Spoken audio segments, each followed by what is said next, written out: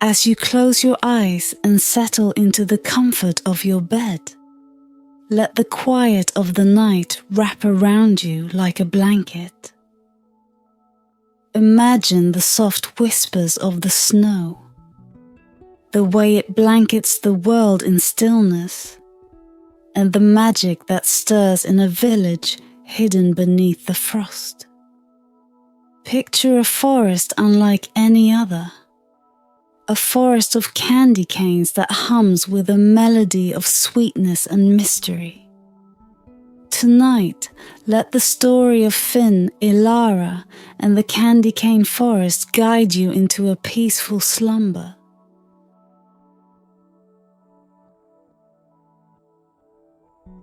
Where wonder and warmth fill your dreams. Let go of the day and drift into a world where magic is real and kindness is the key. It began with a whisper in the snow.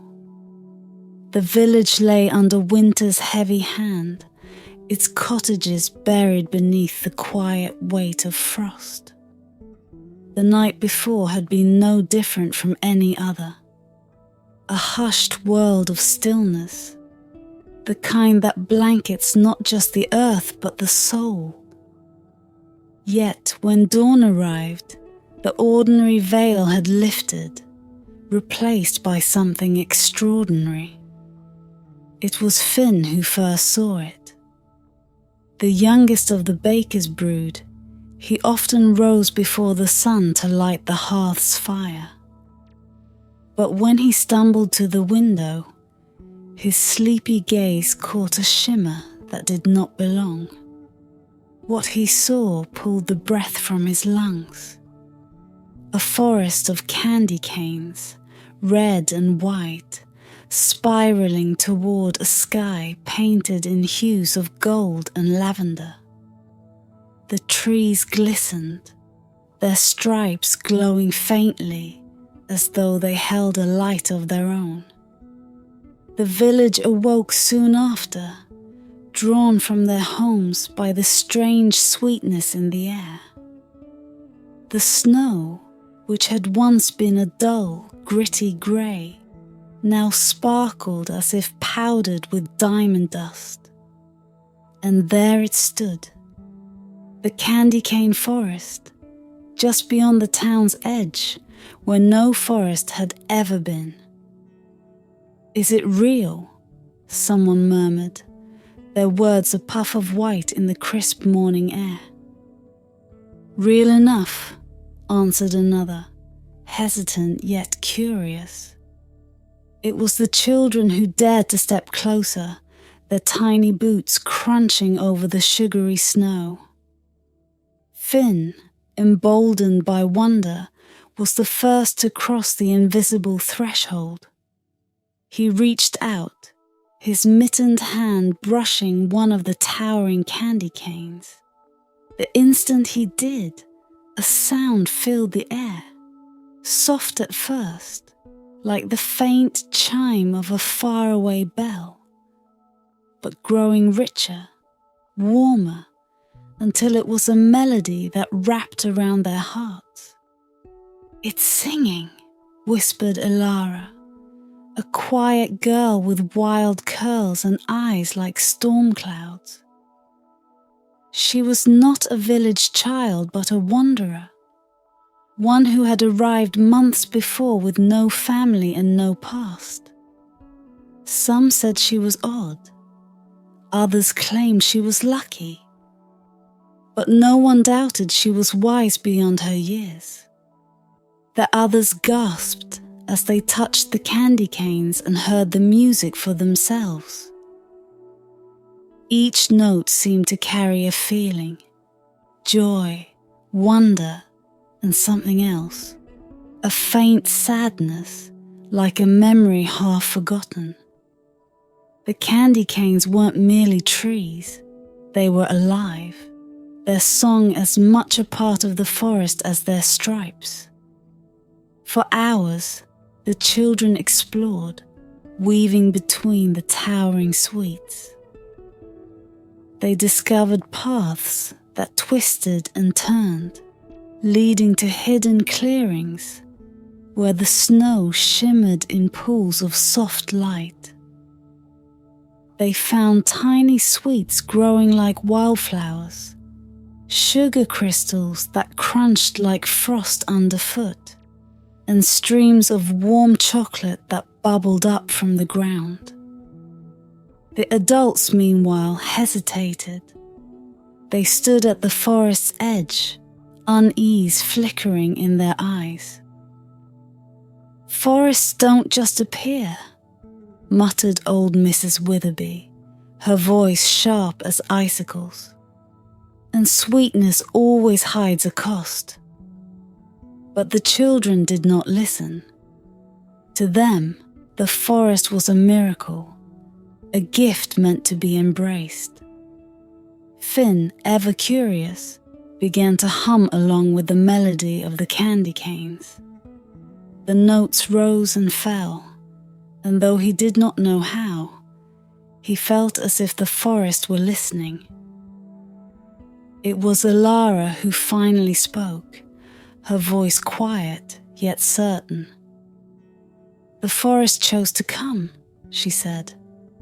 "But we have to choose too." "Choose what?" asked Finn, his face alight with wonder. "To hear it, to protect it." Her gaze lingered on the tallest candy cane, its stripes so vivid they seemed to ripple. "Things like this don't last unless someone cares for them."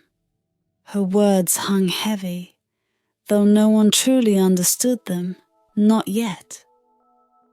As the sun dipped below the horizon, the forest seemed to deepen, its candy canes glowing softly in the twilight. The children returned to their homes reluctantly, their hearts still thrumming with the forest's melody. But as they slept, the village elders whispered amongst themselves, their voices sharp with worry.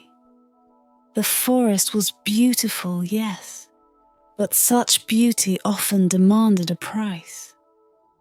What would this wondrous thing ask of them?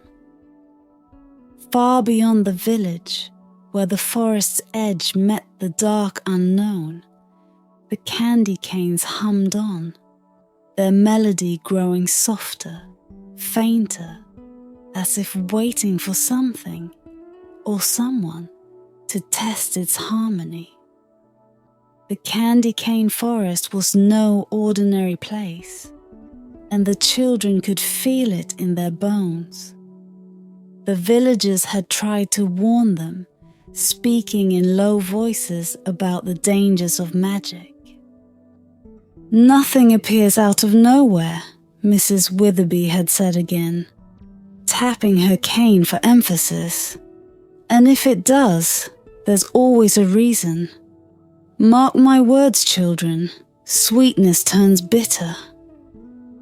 But the children, unburdened by the weight of caution, returned to the forest the next morning.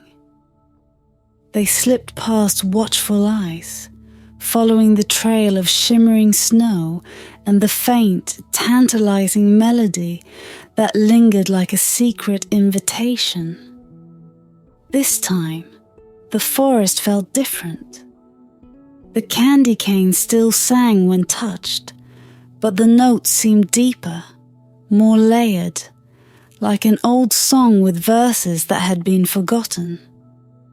The air carried a new sound too, whispers, faint and fleeting, as though the forest itself had something to say, but couldn't yet form the words.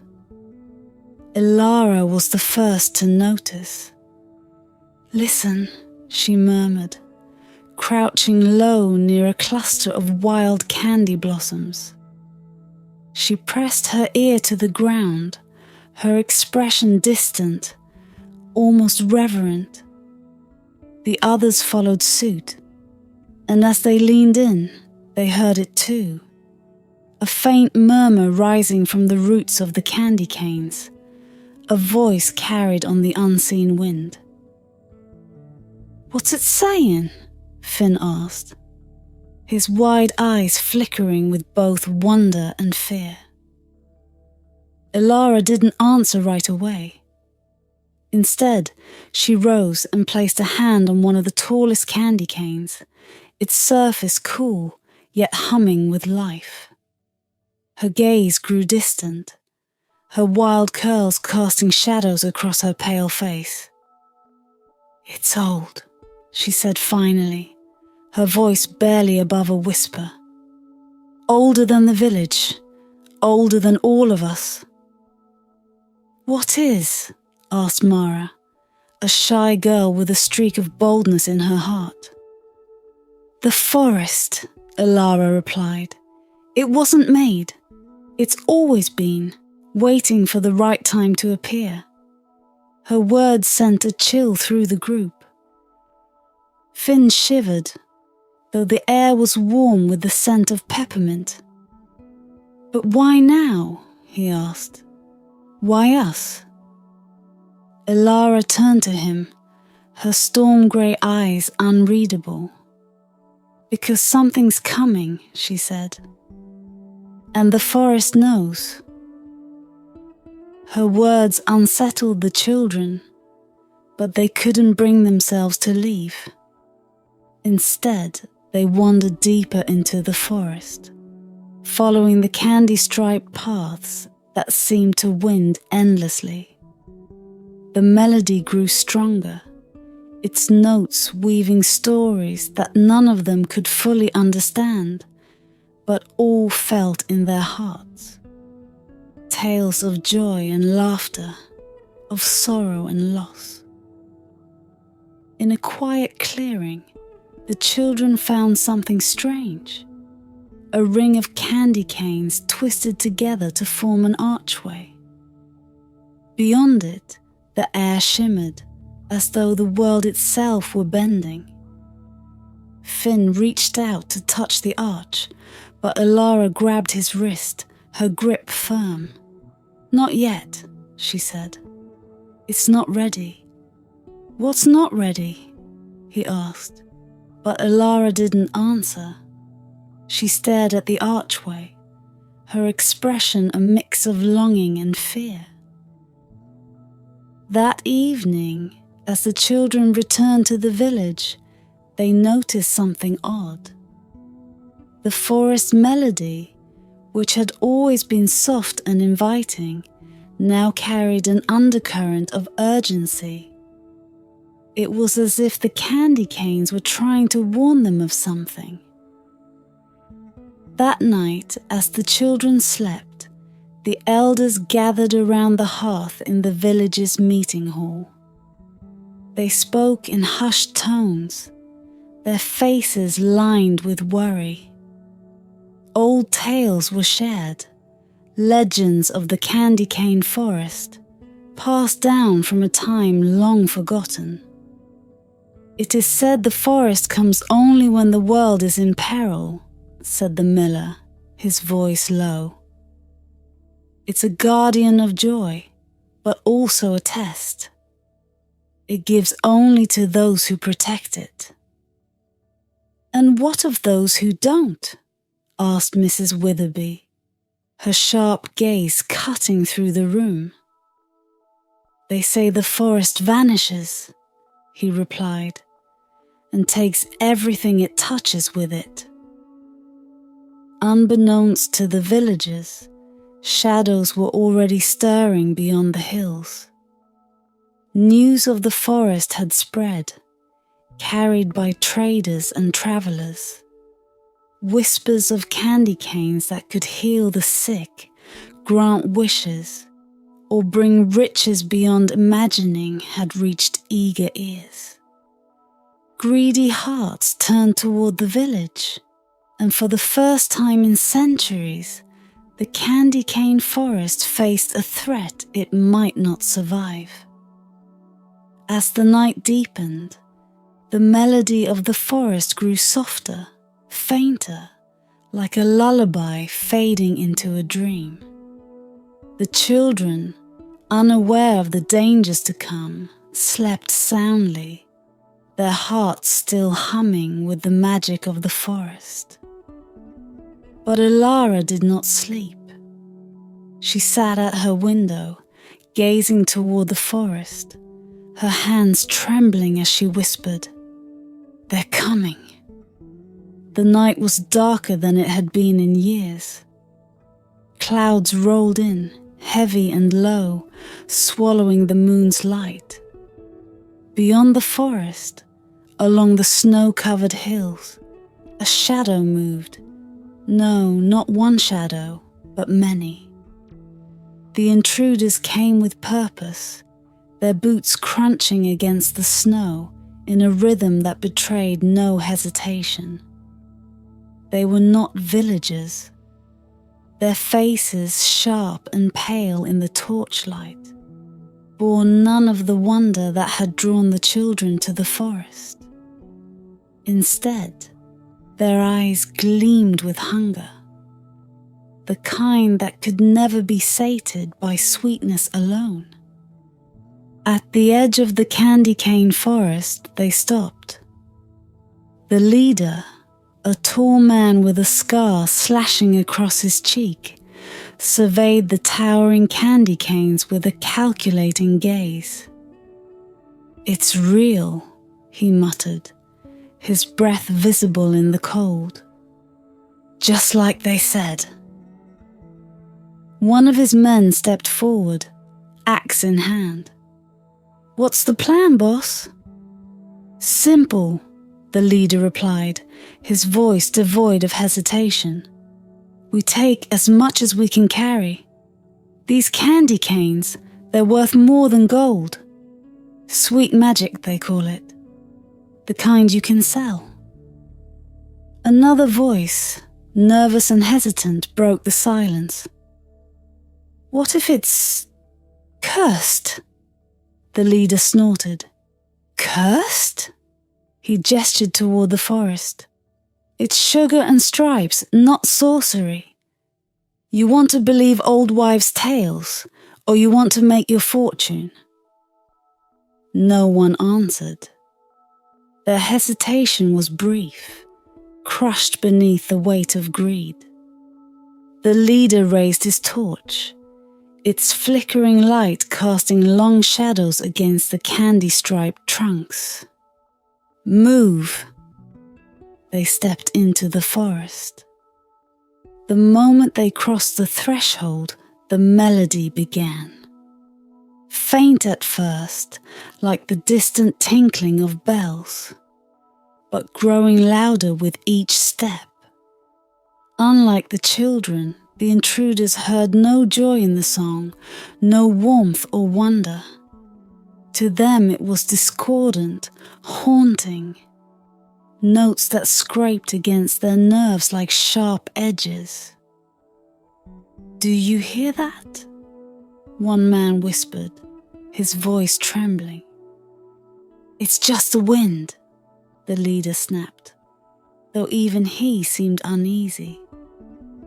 As they moved deeper, the forest seemed to shift around them. The candy canes, tall and proud, appeared to lean inward as if watching. The snow beneath their feet turned sticky, clinging to their boots. The air grew heavy, thick with the scent of peppermint that now felt oppressive rather than sweet. They began their work, hacking at the candy canes with axes and saws. The first strike sent a hollow sound echoing through the forest, a sound that made the intruders pause. When the first candy cane fell, its melody ceased, the silence spreading outward like ripples in a still pond. The forest seemed to shudder, its glow dimming ever so slightly. Back in the village, Elara bolted upright from her place at the window. She clutched her chest, her storm-grey eyes wide with fear. She could feel it, the forest's pain, the violation of its harmony. Without hesitation, she raced into the snow, her bare feet leaving faint imprints behind her. In their beds, the children stirred, awakened by something they couldn't name. Finn too felt it, a pull so strong it drove him to the window. He saw Elara running toward the forest, her figure small but determined, and he knew he had to follow. By the time Finn and the other children arrived, the intruders were deeper into the forest, their sacks heavy with stolen candy canes. Elara stood at the edge, her hands trembling, her face pale as frost. "They're breaking it," she whispered, her voice cracking. "The song, it's dying." "What do we do?" Finn asked, his voice tight with fear. Elara turned to him, her expression fierce, despite her small frame. "We stop them." "How?" Mara asked, clutching her scarf as though it could shield her from what was to come. Elara didn't answer. Instead, she stepped into the forest, her feet light against the snow, as though she were part of it. The children followed, hesitant but resolute. The melody, though faint, seemed to guide them, pulling them toward the heart of the forest where the intruders worked. When they found them, the sight was worse than they imagined.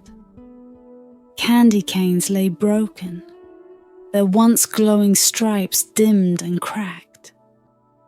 The air was heavy, no longer sweet but bitter, the scent of peppermint laced with something darker. The leader turned, his scarred face twisting into a smirk. "Look who it is! Little ones come to play hero." "You don't understand," Elara said, her voice steady despite the tremor in her hands. "The forest isn't just trees. It's alive. You're hurting it." The leader laughed, a cruel sound that echoed through the clearing. "Alive? It's candy, sweet, sellable candy, and it's ours now." Elara stepped forward, her storm-grey eyes meeting his. "If you don't leave," she said, her voice low and ominous, "the forest will protect itself, and it won't be kind." The leader raised his axe, pointing it at her. "And what's a little girl like you going to do about it?" But as the children stood together, a low rumble began to rise from the forest floor. The candy canes shimmered faintly, their broken melodies twisting into something darker. The ground beneath the intruders shifted, and the forest's shadows deepened, curling like smoke. Elara's voice cut through the chaos, firm and unwavering. "You were warned." The forest's true magic was waking. The forest groaned as if it were alive, no longer a gentle hum, but a deep, resonant sound that seemed to rise from the roots of the earth. The melody, fractured and discordant, rippled through the candy cane forest, sending shivers down the spines of all who stood within it. The intruders froze, their sacks of stolen candy canes slipping from their hands. The leader, still clutching his axe, growled through gritted teeth, "It's just the wind! Keep moving!" But the others hesitated, their faces pale as they glanced at the shadows curling around their feet. The ground beneath them quivered, not like snow, but like something alive, something angry. "Elara," Finn whispered, his voice trembling. What's happening? It's fighting back, Ilara replied, her storm-grey eyes fixed on the leader. She stepped forward, her small frame seeming to grow in the dim light. You've broken its harmony. The forest can't survive unless we restore it. And how do you plan to do that? The leader sneered, though his voice wavered. Ilara ignored him, turning instead to the children. The forest's song comes from its connection to joy and innocence, she said, her voice quiet but resolute. When they tore it apart, they weakened it. It needs something strong, something pure to restore its magic. Finn stepped closer to her, his chest tight with a mix of fear and determination. What can we do? Her gaze softened as it met his. The forest feeds on joy, but to protect it, someone has to give that joy away. Not just a little, all of it. A heavy silence fell over the clearing. The children exchanged uneasy glances, their earlier bravery now weighed down by the enormity of Ilara's words. That's ridiculous, the leader scoffed, though his hands trembled on the axe handle. You're trying to scare us with fairy tales. Ilara turned to him, her expression cold as frost. This is no tale, she said. The forest gave you a chance to leave. You didn't take it. The ground beneath the intruders shifted again, harder this time, knocking several of them off their feet. The candy canes surrounding them glowed faintly, their fractured melodies twisting into a haunting wail. The forest was no longer asking. It was demanding. I'll do it, Finn said suddenly, his small voice cutting through the chaos. The children turned to him, their eyes wide with shock. Mara grabbed his arm. No, Finn, you can't. He smiled at her, a smile tinged with sadness, but also a quiet strength. I have to. It's the only way. Ilara knelt before him, her hands trembling as she placed them on his shoulders. Are you sure? Once it's done, there's no going back. Finn nodded, his young face alight with a bravery that seemed far beyond his years. The forest gave us something amazing. I don't want it to disappear because of them. Ilara closed her eyes, her lips moving in a silent prayer. She stood and reached for one of the still glowing candy canes. With careful hands, she snapped off a small piece and handed it to Finn. Eat this, she said softly. It will take your joy and give it to the forest, but it will leave you different. Finn took the candy, his hands steady despite the weight of what he was about to do. As he placed it in his mouth, a warmth spread through the clearing. The fractured melody of the forest faltered, then began to shift, its dissonance fading into something softer, sweeter. The glow of the candy canes grew brighter, spreading outward like ripples in a pond. The shadows recoiled and the ground stilled. The intruders, now trembling with fear, dropped their weapons and fled, their greed unable to withstand the power of the forest's restored harmony.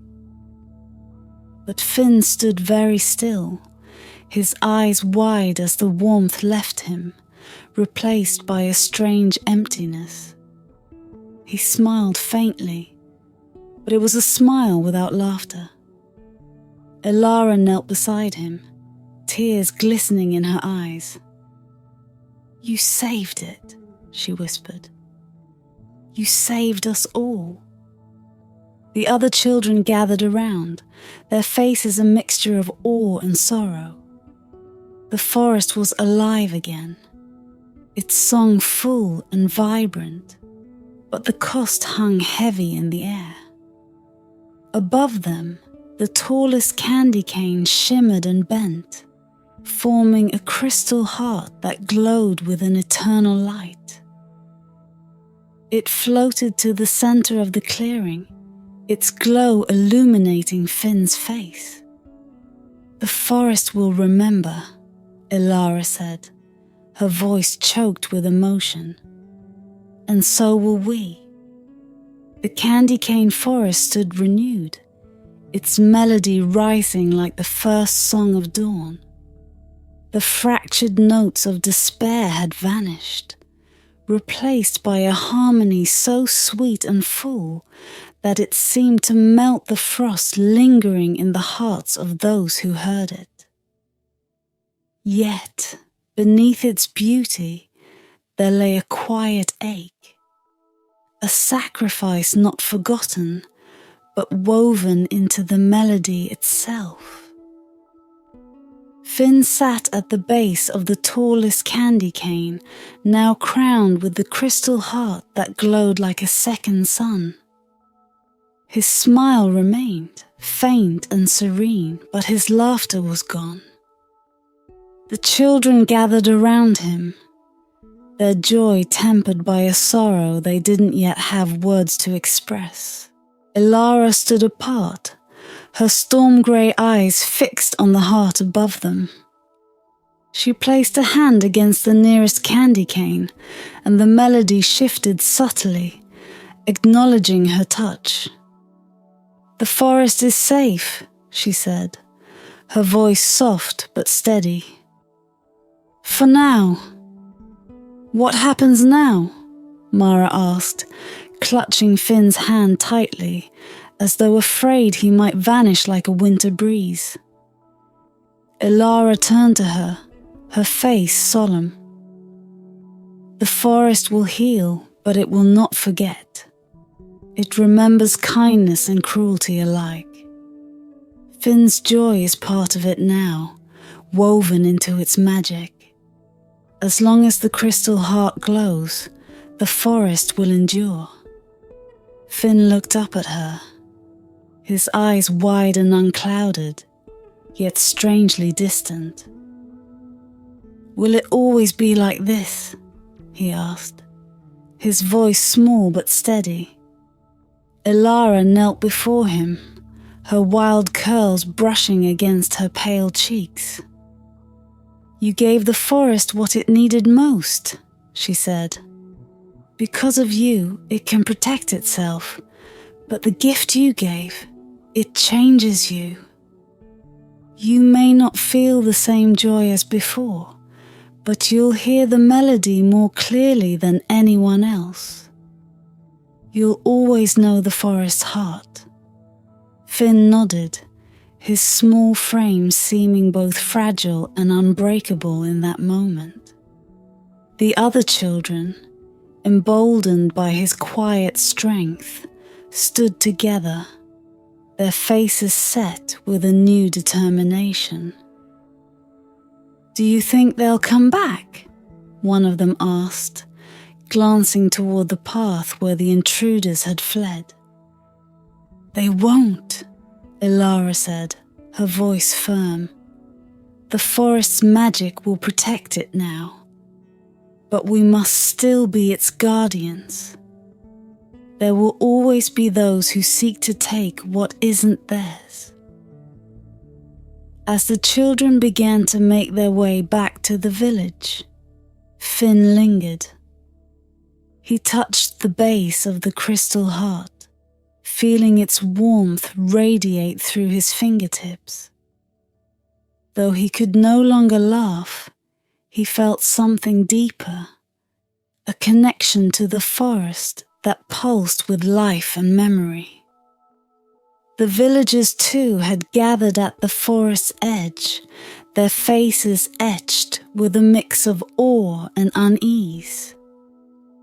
They had heard the melody return, its notes drifting through the snow-laden air like a promise. Old Mrs. Witherby, who had once warned of curses and costs, stared at the children in silence, her sharp eyes softening as she saw Finn's quiet smile. "Did you save it?" she asked, her voice trembling with a vulnerability she rarely showed. "It saved itself," Finn replied. "I just helped it remember how." The villagers exchanged uneasy glances, but none dared step closer to the forest. They understood now that this was no ordinary place. It was something alive, something sacred. And though it brought sweetness, it demanded respect. Days turned to weeks, and the forest remained, its melody weaving through the village like an invisible thread. The children visited often, their laughter and whispers filling the air, but none touched the candy canes without first pausing, as though asking permission.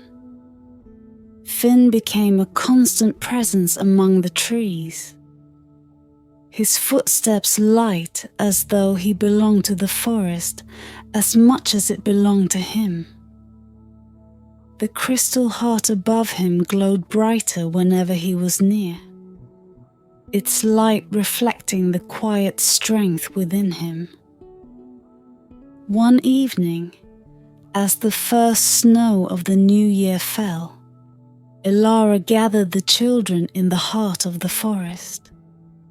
She spoke of their duty to protect it, of the joy it brought, and the cost of keeping it alive.